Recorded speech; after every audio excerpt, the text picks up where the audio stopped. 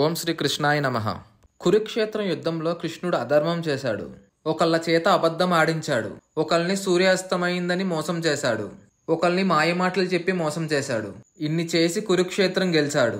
ధర్మాన్ని నిలబెడటానికి వచ్చిన కృష్ణుడు ఇవన్నీ ఎందుకు చేశాడో మీకు తెలుసా?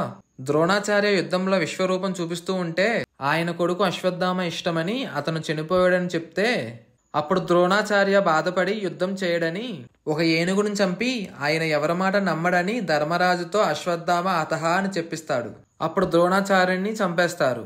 గాంధారికి ఒక శక్తి ఉంటుంది. తన కళ్ళగంతలు తీసి ఎదురుగా ఎవరైతే బట్టలు లేకుండా నుంచుంటారో వాళ్ళకి శక్తి వస్తుంది. అలా దుర్యోధనుణ్ణి బట్టలు లేకుండా రమ్మని అనడంతో బట్టలు లేకుండా వెళ్తున్న దుర్యోధనుణ్ణి కృష్ణుడు ఆపి కన్న తల్లి దగ్గరికి బట్టలు లేకుండా వెళ్తున్నావని హేళన చేయడంతో అప్పుడు దుర్యోధనుడు కింద తొడబాగానే అరిటాకుతో కప్పుకుని వెళ్తాడు. అప్పుడు గాంధారి కళ్ళగంతలు విప్పి చూడగానే అప్పుడు దుర్యోధనుడికి కప్పుకున్న చోటు తప్ప మిగతా అంతా కూడా శక్తి వస్తుంది. అలాగా భీముడు దుర్యోధనుడు తొడల మీద కొట్టి చంపేస్తాడు. అందరూ అనండి ఓం శ్రీ కృష్ణాయ నమః.